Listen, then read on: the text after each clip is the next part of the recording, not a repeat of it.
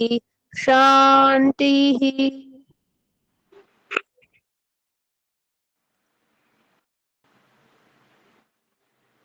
पिछली कक्षा में हमने भाग की शुरुआत की थी, तो विश्वास है कि आप लोगों ने अभ्यास कुछ किया होगा।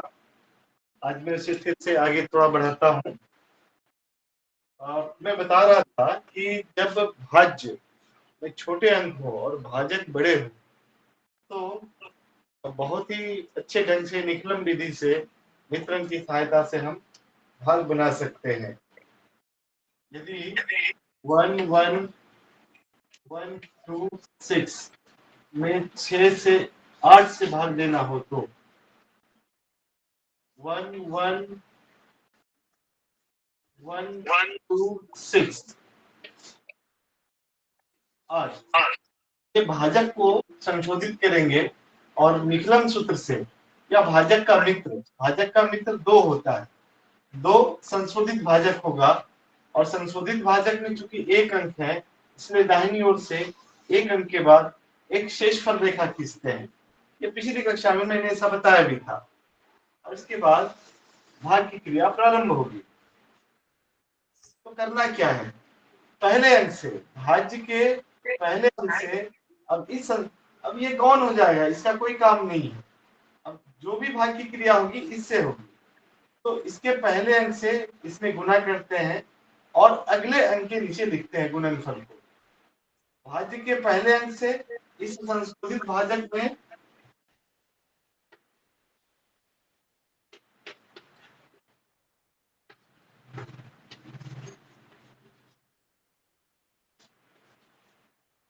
भाज्य के पहले अंक से इस संशोधित भाजक में गुना करते हैं और अगले अंक के नीचे लिखते हैं। तो 1 into 2 2 यहां लिखेंगे। ये 1 हो गया, जोड़ेंगे ये 3 हो गया। अब इन दोनों की योगफल यानी 3 से इसको मल्टीप्लाई करेंगे, 3 से इसको मल्टीप्लाई करेंगे और अगले अंक के नीचे लिखेंगे। 3 से इसको मल्टीप्लाई करेंगे और अगले अंक के नीचे लिखेंगे। तो 3 into 2 6, यहां पर 6 लिखेंगे। अब यह हो गया यह 7, यहां पर 7 लिखेंगे। अभी 7 से इसको मल्टीप्लाई करेंगे और अगले अंक के नीचे लिखेंगे। 7 से मल्टीप्लाई करेंगे और इसको अगले अंक के नीचे लिखेंगे। यह हो जाएगा 7 into 2 14। तो यहाँ इसके नीचे 14 लिखेंगे, यहाँ इसके नीचे 14 लिखेंगे। अब ये 14 का 4 और ऐसे हासिल 1 हो जाएगा। अभी ये 14 ही है। अब 14 को अगेन 2 से मल्टीप्लाई करेंगे, इससे मल्टीप्लाई करेंगे तो हो जाएगा 28। अब जोड़ते हैं तो ये हो जाएगा 34 और ये इसमें ऐड हो जाएगा 1 3 8 4। अब यहाँ ये हमारा जो मूल भाजक है वो 8 है, मूल भाजक है 8 और ये शेषफल जो आया है 34। तो हम एक काम करेंगे, इस 34 में 8 से भाग देंगे तो 4 बार भाग लगाएंगे और शेष बचेगा 2 और जो भागफल होगा वो इसमें ऐड करेंगे। फिर से समझिए, ये शेषफल वाले हिस्से में 34 आया तो अब मूल भाजक से इसमें भाग लगाएंगे 34 में, तो 8 बार 32 होता है। 34 में 32 घटाएंगे तो शेष बचेगा 2 और वो जो 4 बार चूंकि भाग लगाया वो भागफल वाले हिस्से में आएगा तो इसमें ऐड करेंगे तो हमारा भागफल हो जाएगा 1388। ये भागफल हो गया और ये शेषफल हमारा हो गया। ये भागफल हो गया और ये हमारा शेषफल हो गया। अब बताइए इसमें समझने में कहीं कोई परेशानी हुई हो? आचार्य जी, अब तो हमने जो लिखा ना कि 1 3 और 7 हमने ऐड करके लिखा, लेकिन जब 14 आया तो हमने 2 क्यों ऐड नहीं करा? फर्स्ट थिंग तो वो है डाउट। ठीक ठीक, हाँ तो कुछ गड़बड़ हो गया होगा, भाग में गड़बड़ हो गया होगा। ठीक ठीक, वो 14 ही मैंने लिख दिया, ये ऐड होगा, ये हो जाएगा 16। ठीक है, अब ये 16 हो गया तो 16 को 2 से मल्टीप्लाई करेंगे तो 32, यहाँ पर 32 होगा ये हो जाएगा 38। ठीक है, अब ये एक इसमें ऐड होगा,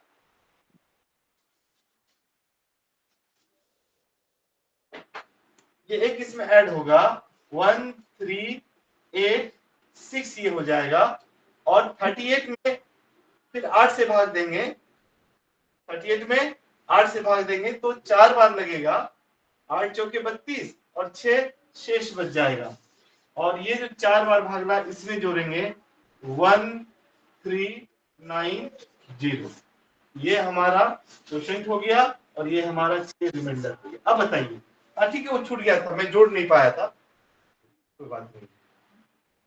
पर अब आचार्य जी बताइए, मेथड बहुत कंफ्यूजिंग है, मतलब कि आप 38 को फिर वापस से 8 से डिवाइड कर रहे हैं। हाँ, क्योंकि ये जो शेषफल है ना, ये जो हमारा मूल भाजक है, शेषफल भाजक से बड़ा नहीं हो सकता।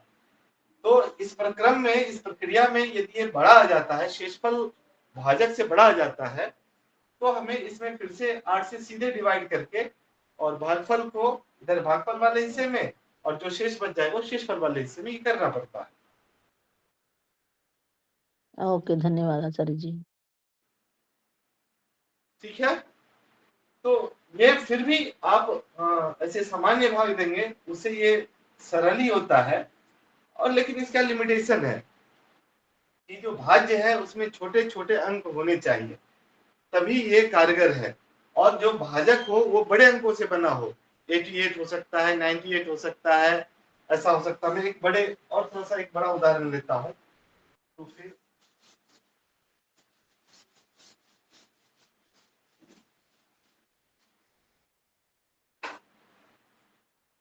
1 1 2 0 2 3 में यदि हम 98 से भाग दें तो ये 98 होगा, 1 1 2 0 2 3। अब इसको संशोधित करेंगे तो इसका मित्र हो जाएगा 02। निकलम विधि से सबको 9 में से, अंतिम को 10 में से घटाएंगे। मित्र प्राप्त करने के लिए, किसी भी संख्या का मित्र प्राप्त करने के लिए निकलम विधि का प्रयोग करेंगे, सबको 9 में से, अंतिम को 10 में से, ये हो जाएगा 02। अब इसमें चूंकि 2 अंक हैं 02, इसलिए दाहिनी ओर से 2 अंक के बाद शेषफल रेखा खींचेंगे। यहाँ 2 अंक है, इसलिए 2 अंकों के बाद शेषफल रेखा खींचेंगे, इतना केवल ध्यान रखना। अब इस एक से, इन दोनों अंक में, एक से 0 में, एक को 0 से मल्टीप्लाई करेंगे तो 0 होगा, एक को 2 से मल्टीप्लाई करेंगे तो 2 होगा, इस प्रकार से लिखेंगे। थोड़ा सा ये और सॉरी सॉरी सॉरी आचार्य जी, ये वाला स्टेप फिर से बता दीजिए, ये वाला। हाँ, जो 02 से बताया आपने मल्टीप्लाई। एक में इन 02 से मल्टीप्लाई करेंगे, एक से 02, तो 0 पहले अंक से करेंगे, 0 को 1 और 0 को मल्टीप्लाई करेंगे तो 0 होगा, और 1 और 2 को मल्टीप्लाई करेंगे तो 2 होगा। क्रमशः अगले अंक के नीचे लिखते चले जाएंगे। अब ये 1 हो गया, अब ये 1 हो गया, जोड़ेंगे तो अब इस 1 से फिर इसको मल्टीप्लाई करेंगे, तो 1 इंटू 0 0, और 1 इंटू 2 2, ये यहां तक आएंगे। अब ये हो गया 4, अब इस 4 से फिर मल्टीप्लाई करेंगे, तो इसको मल्टीप्लाई करेंगे तो ये 0 होगा, और ये 8 हो जाएगा। अब इसको जोड़ेंगे तो ये होगा 2, फिर 2 से मल्टीप्लाई करेंगे तो 0 इंटू 0 0, 2 इंटू 2 0 इंटू 0 0, 2 इंटू 2 4।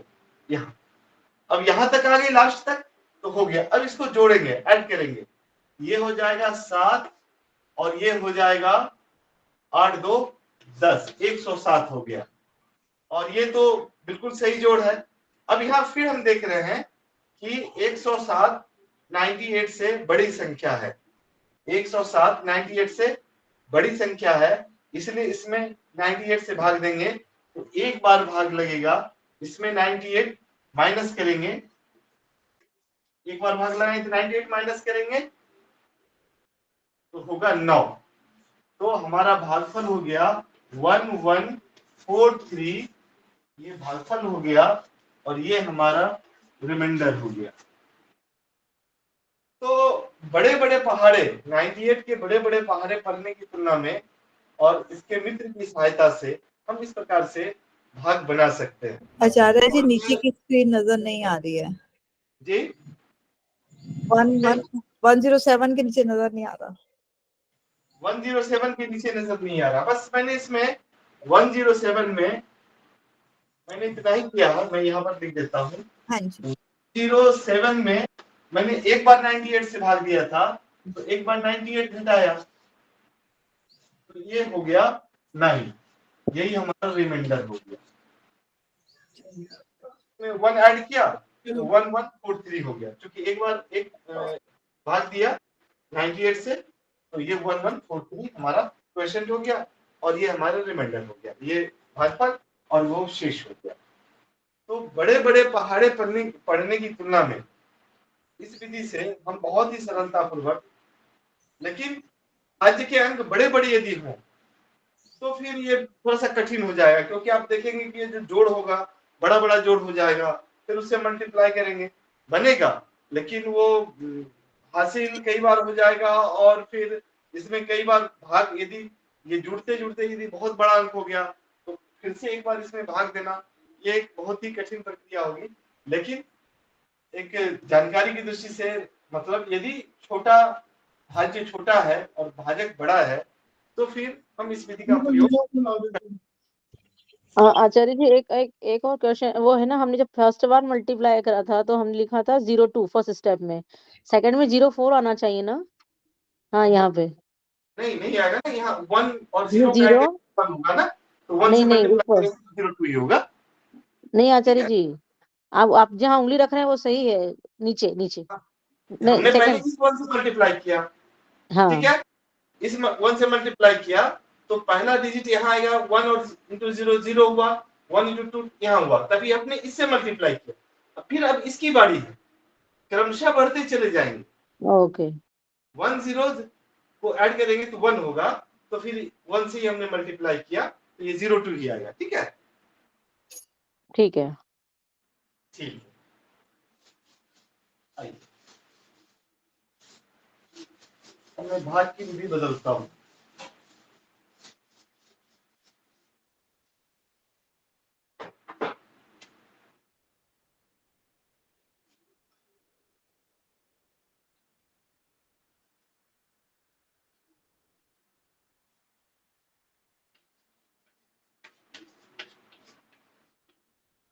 इसमें 8 से भाग देना हो तो 2 3 6 8 7 5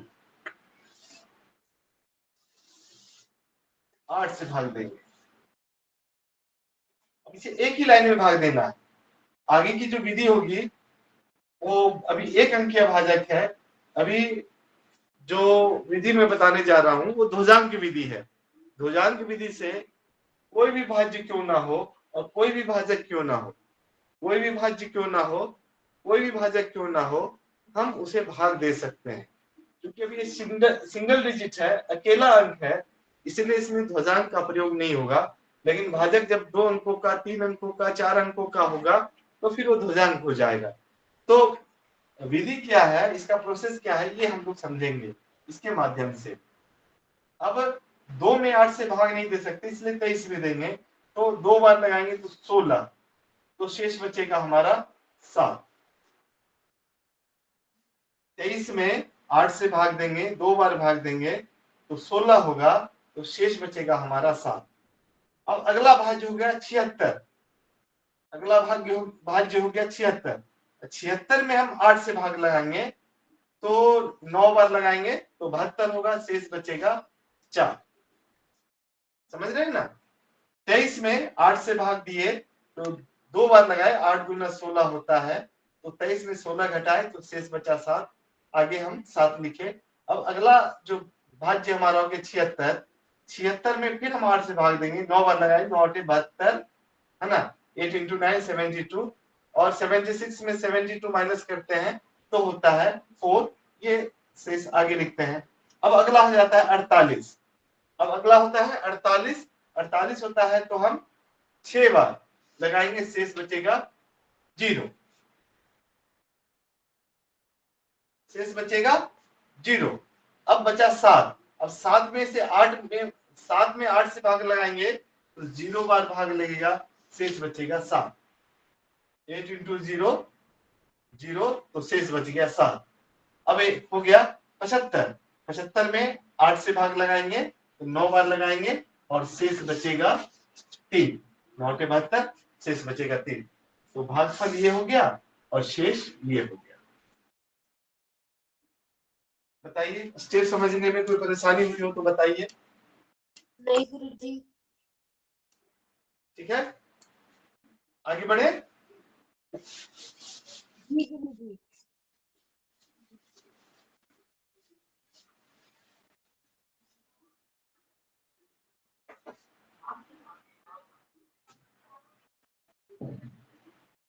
वन 5 4 3 2 6 में यदि 43 से भाग देना हो तो, इसमें यदि 43 से भाग देना हो तो, अभी पहले उदाहरण में भाजक 1 अंकीय था, अभी दूसरे उदाहरण में भाजक 2 अंकीय है। तो 1 5 4 3 2 6,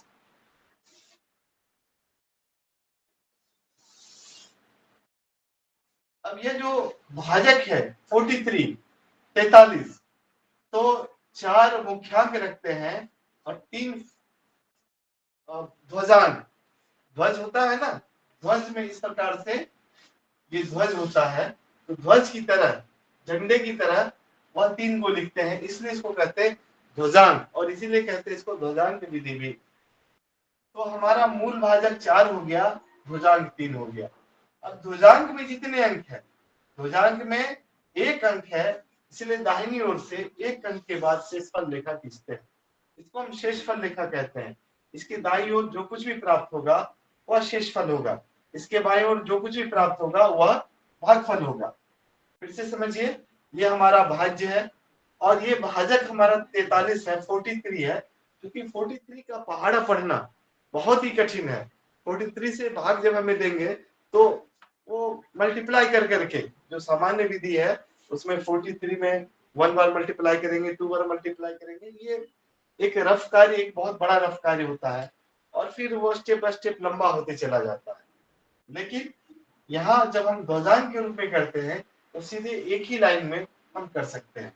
ये 4 हमारा 4 हमारा भाजक हो गया, 3 हमारा ध्वजांक हो गया। ठीक है, अब भाग देने की क्रिया शुरू करते हैं। 15 में 4 से भाग लगाते हैं, क्योंकि 1 में नहीं लगेगा, 15 में लगाएंगे तो 4 तिहाई 12, शेष 3 बचेगा। अभी जैसे हमने 8 से भाग दिया ना, ठीक स्टेप वैसे ही हमारा बढ़ेगा, केवल एक चीज अंतर होगा। तो 15 में हमने 4 से भाग दिया 3 बार, 4 तिहाई 12, शेष बचा 3। अब अगला भाग जो हो गया हमारे पास 34, लेकिन यहाँ पर ध्वजांक है, तो हम इस 34 को संशोधित करेंगे। संशोधित कैसे करेंगे? इन दोनों को मल्टीप्लाई करेंगे और इसमें से माइनस करेंगे, इन दोनों को मल्टीप्लाई करेंगे, इसमें हम माइनस करेंगे। तो 34 माइनस 3 इंटू 3 इंटू 3, तो 34 माइनस 9, 34 माइनस 3 इंटू 3, तो 34 माइनस 9, तो ये हो जाएगा 25। अब 25 में 4 से डिवाइड करेंगे, 25 में 4 से डिवाइड करेंगे, 25 में 4 से भाग देंगे। अभी हम 34 पे से नहीं, 25 में 4 से भाग देंगे तो 6 बार लगेगा, तो 6 चौके 24 और शेष बचेगा 1। 6 चौके 24, शेष बचेगा 1। अब हमारे पास आया 13। अब 13 में क्या करना है? 3 और 6 को मल्टीप्लाई करके घटाना है। तो ये 3 और 6 को मल्टीप्लाई करेंगे तो 18 होगा। 13 में से 18 नहीं घटा सकते हैं, ये हमें ध्यान रखना होगा कि हमेशा घटना चाहिए। यदि नहीं घट रहा है तो यह जो हम 6 बार लगाए हैं इसको 5 बार लगाएंगे और ये हमारा हो जाएगा 5, यानी 25 में 5 बार लगाएंगे तो 20 होगा और 25 में से 20 घटाएंगे तो शेष बचेगा 5। ये हमेशा ध्यान रखना है, हमेशा ध्यान रखना है। यदि हम इसको भूल जाते हैं ना तभी परेशानी होती है। ये हमारा हो गया 5, तो ये अब हो गया 53। अब आगे इसको संशोधित करना है तो 3 into 5 15, 53 में से 15 माइनस करना है, 53 माइनस 15, 53 माइनस 15, तो ये हो जाएगा 38। तो अब 38 में 4 से भाग लगाना है, 38 में 4 से भाग लगाना है, 38 में 4 से भाग लगाएंगे तो 9 बार लगाएंगे तो 36, शेष बचेगा 2, 22। अब देखिए फिर 22 में इन दोनों को मल्टीप्लाई कर घटाना है तो इन दोनों को मल्टीप्लाई करेंगे तो 27, 22 में 27 माइनस नहीं कर सकते तो इसलिए इसको 8 बार लगाएंगे और ये हो जाएगा 62, यानी 32 में 4 से 8 बार भाग लगाएंगे तो 32 घटेगा तो शेष बचेगा ये 6, ये 6 यहाँ लिखते हैं।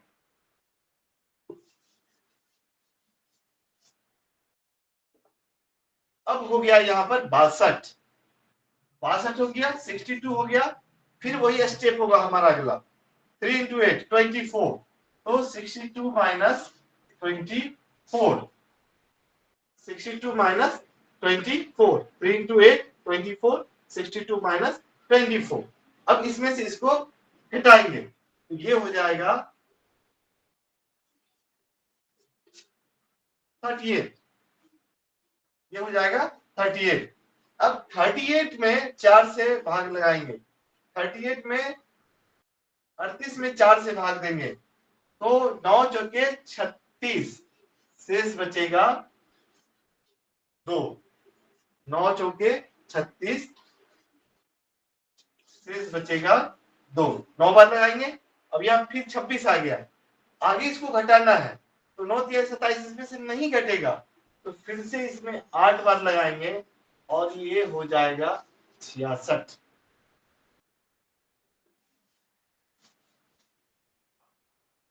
अब देखिए अब ये 66 है, 66 में 3 into 8 माइनस करेंगे, 3 into 8 माइनस करेंगे तो 24 माइनस करेंगे तो ये हो जाएगा 42। तो ये हमारा घटाने के बाद जो बचता है ये हमारा शेषफल होता है, रिमाइंडर होता है और ये हमारा क्वोशिएंट होता है।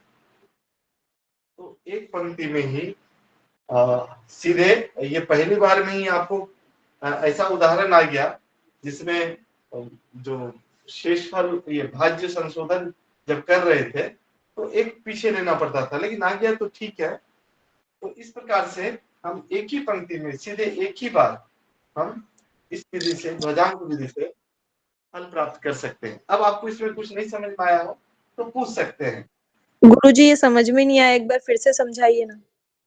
अच्छा, मैं थोड़ा सा हल्का उदाहरण देता हूँ। मैंने पहले ही मुझे लगा तो मैंने जो उदाहरण दे दिया रैंडमली, कोई भी अंक लिखने के बाद जो उदाहरण बन जाता है ना, तो ये थोड़ा कठिन उदाहरण हो गया क्योंकि ये पहला ही था तो थोड़ा कठिन हो गया। मैं देखता हूँ हल्का करने का प्रयास करता हूँ,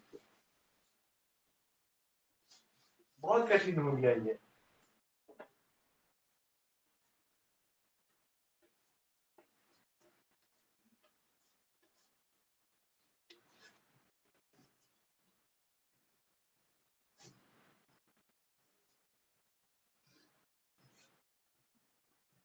वन 1 2 3 4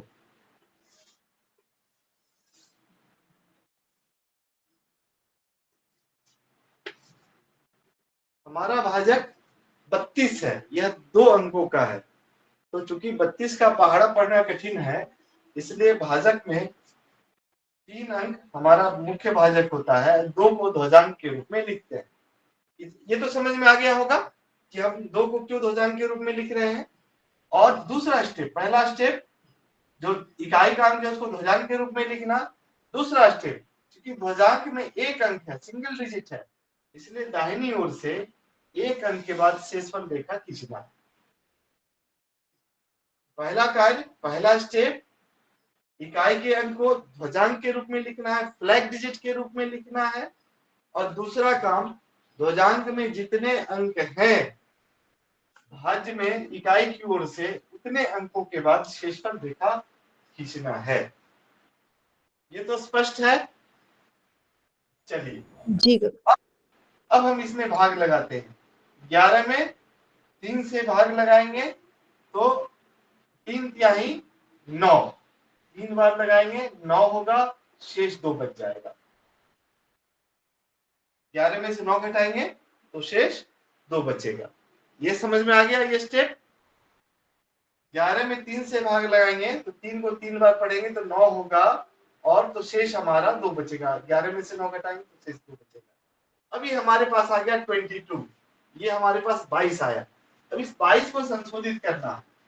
22 को संशोधित कैसे करेंगे? यह जो ध्वजांक है, ध्वजांक गुने ये भागफल, ध्वजांक गुने भागफल, ये हमारा भागफल का हिस्सा है। ये भागफल है, इधर शेषफल है।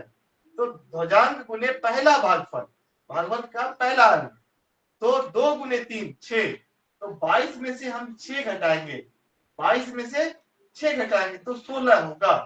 अब ये 22 की जगह पर अब हम यहाँ पर 16 में भाग देंगे, 16 में भाग देंगे। यहाँ 22 दिख रहा है लेकिन इसमें से हम 6 घटाए हैं, अब हम 16 में भाग देंगे। तो 16 में 3 से भाग देंगे तो 5 तिहाई 15, शेष बच जाएगा 1। बताइए ये समझ में आया या नहीं? ये 16 कहां से आया, कैसे आया, ये आप लोग को समझ में आया?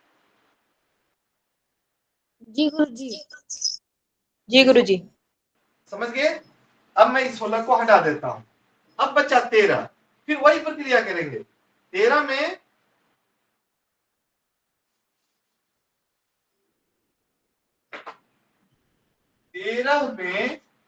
हम 2 गुने 5, इसे हम मल्टीप्लाई कर चुके हैं।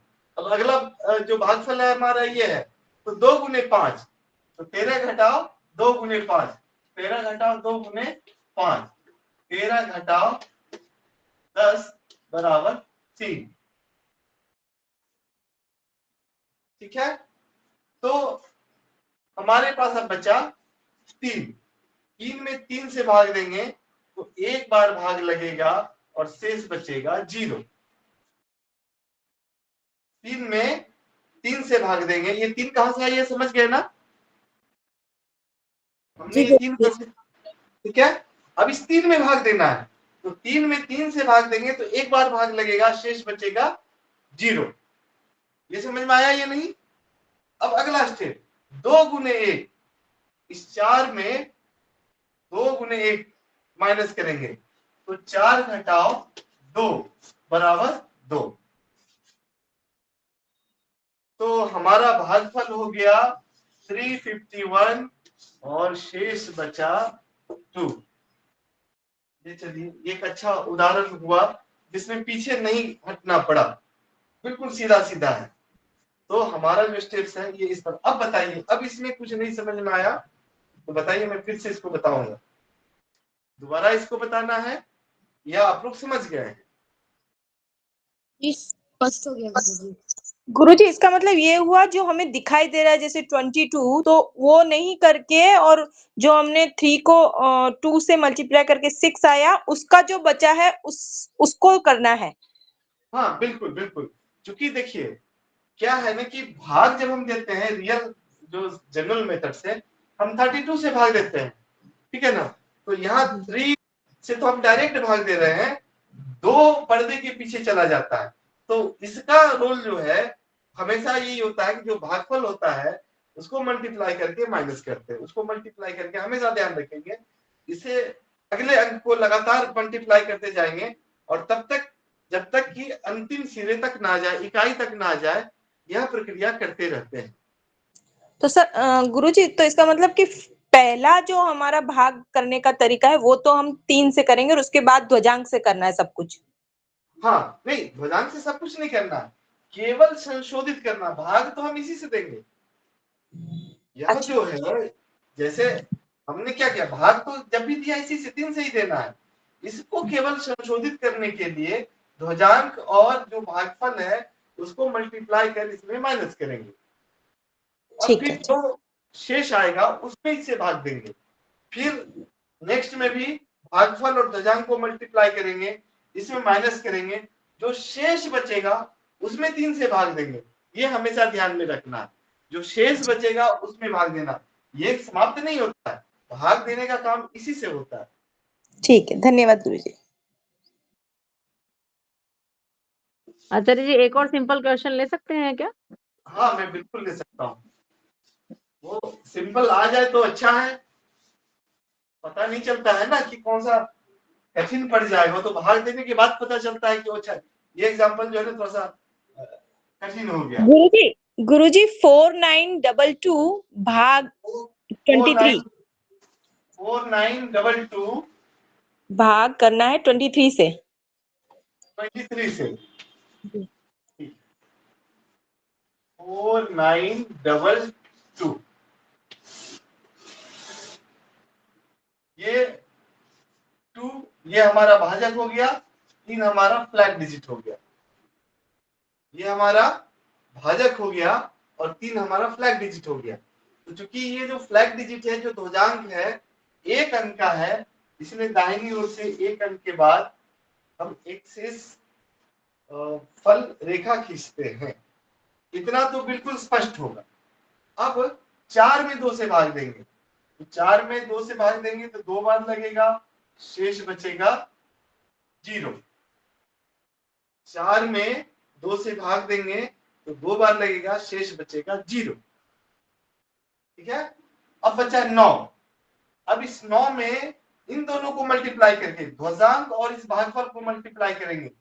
6 9 में से 6 घटाएंगे, 9 में से 6 घटाएंगे तो अब बचेगा 3। 9 में से इन दोनों को मल्टीप्लाई करके घटाएंगे, 9 minus 3 into 2, 9 minus 3 into 2, 9 minus 6 3। अब 3 में 2 से डिवाइड करना है, 3 में 2 से भाग देना है, तो एक बार भाग लगेगा और शेष बचेगा 1। एक बार भाग लगेगा, शेष बचेगा 1। ये हो गया अब आपका 12। अब 12 में 3 गुने 1 3 घटाएंगे, 12 में 3 घटाएंगे तो बचेगा 9। 12 में से 3 घटाएंगे तो बचेगा 9। अब 9 में 2 से भाग देंगे तो 4 बार भाग लगाएंगे, शेष बचेगा 1। 9 में 2 से भाग देंगे तो 4 बार भाग लगेगा, शेष बचेगा 1। अब फिर आ गया 12। 12 में 12 घटाएंगे, 12 में 12 घटाएंगे तो बचेगा 0। हमारा भागफल हो गया 214 और शेषफल हो गया 0। ये पूरी तरह से 23 से विभाजित संख्या है, इसलिए हमारा भागफल हो गया 214 और शेष बचेगा 0।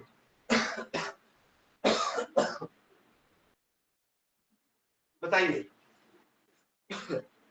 ये समझ में आया? जी गुरुजी। ये तो हम देख रहे हैं कि ध्वजांक विधि से यदि हम कोई भी भाग लगाते हैं तो एक ही पंक्ति में बहुत ही सरलता पूर्वक इसका हल हो सकता है। इसी में यदि ये 2 की जगह, मान लीजिए 2 की जगह यदि 6 रहता तो भाग यहाँ पर शेषफल हो जाता 4, इसमें 12 घट जाता तो शेषफल हो जाता 4। मतलब मैंने समझाने के लिए बताया कि यदि यहाँ पर 6 रहता तो शेषफल हो जाता 4। तो इस प्रकार से अब इसमें आपको कुछ पूछना है तो पूछिए।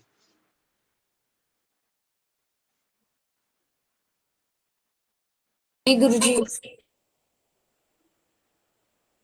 तो आज मैंने भाग की एक प्रक्रिया बताई।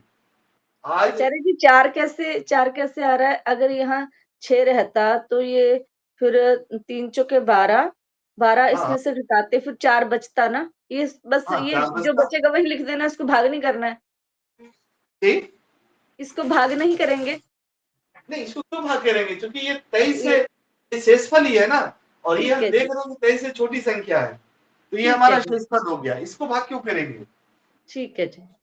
हाँ, नहीं इसी आचार्य जी को वो सही कह रही है नीतू जी, क्योंकि हाँ, आप जब 4 आया तो 4 को ऊपर लिखेंगे ना, नहीं और फिर 2 2 4 हो जाएगा, तो 2 इसका शेषफल आएगा ना। नहीं अभी तो उसमें तो फिर रिमाइंडर वो आएगा ना, कम है लेस देन। ये देखिए, ये इसको मैंने 6 कर दिया, ठीक है। अब यहाँ देखिए ये 16 बचा, 16 में 3 और 4 से मल्टीप्लाई करेंगे, 3 इंटू 4 12 आया। तो 16 में हम 12 16 में 12 माइनस करते हैं तो हमारा बचता है 4 बचता है। तो चूंकि यह इससे बड़ी संख्या इसलिए भाग नहीं देंगे, क्योंकि यहीं तक हमें क्रिया करनी है, शेषफल का जो डिजिट है वहीं तक क्रिया करनी है।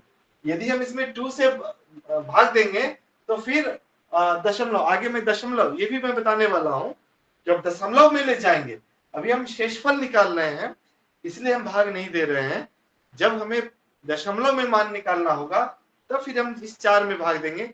आगे जो मैं बताऊंगा वो दशमलव बताऊंगा, तो फिर मैं बताऊंगा इसमें कैसे भाग देंगे और कैसे बढ़ता चला जाएगा, दशमलव के 2 अंकों तक, दशमलव के बाद 3 अंकों तक, 4 अंकों तक, कैसे इसका वैल्यू हम याद कर सकते हैं, मान निकाल सकते हैं, वो होगा। लेकिन अभी हमने घटाया, यहाँ पर घटाया, बस हमारी क्रिया वहीं पर समाप्त हो गई। अब भाग नहीं देना, ये हमारा शेषफल आ गया, ये हमारा शेषफल आ गया, इसलिए क्रिया समाप्त हो गया। हाँ, जब दशमलव में होगा तो फिर आगे अगले क्लास में मैं बताऊंगा, इसमें हमारा भाजक 3 अंकीय होगा, वो भी मैं बताऊंगा। और फिर हम इसको दशमलव में कैसे मान निकाल सकते हैं, क्योंकि जनरल मैथमेटिक्स में अब शेषफल तो ठीक है, निचली कक्षाओं तक ठीक है, लेकिन ऊपरी कक्षाओं में, ऊपर की कक्षाओं में जब हमें मैथमेटिकल ऑपरेशन करने पड़ते हैं, उसके स्टेप्स जो होते हैं, उसमें दशमलव में, डेसिमल में वो मान निकाले जाते हैं और उसी को लेकर आगे बढ़ते हैं, तो वो ज्यादा इंपॉर्टेंट है।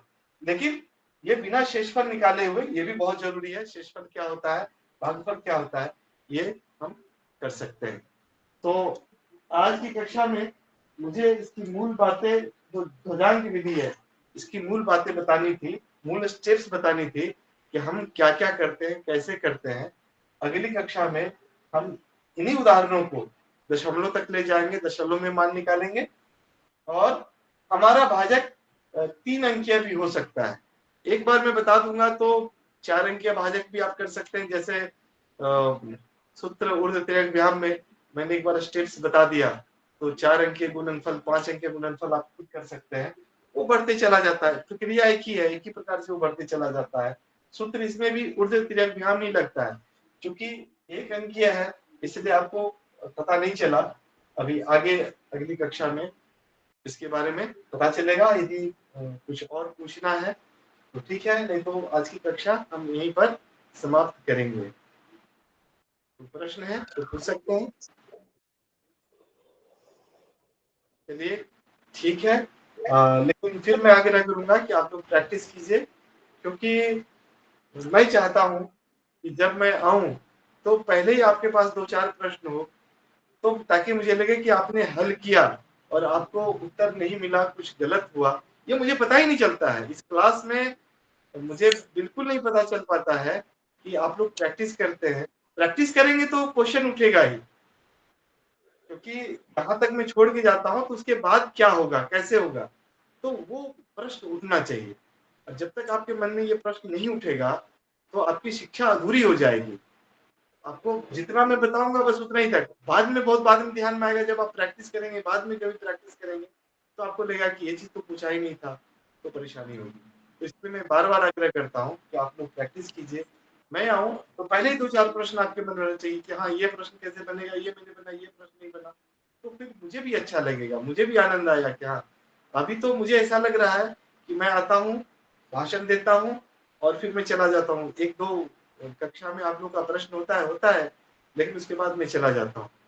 तो ये मैथमेटिक्स का क्लास है, ये मैथमेटिक्स गणित की कक्षा है, तो गणित जैसा लगना चाहिए कि हाँ ये गणितीय कक्षा है। तो चलिए, मुझे थोड़ा अधिक बोलने की आदत है, तो आप लोग मतलब ये विश्वास रखते हैं कि मेरी बातों को आप बुरा भी नहीं मानते होंगे, मैं ऐसे सीधे बोल देता हूँ। तो नहीं गुरुजी, चलिए, तो ठीक है, बहुत बहुत धन्यवाद, नमस्ते सभी लोगों को। धन्यवाद। प्रणाम नमस्ते आचार्य जी।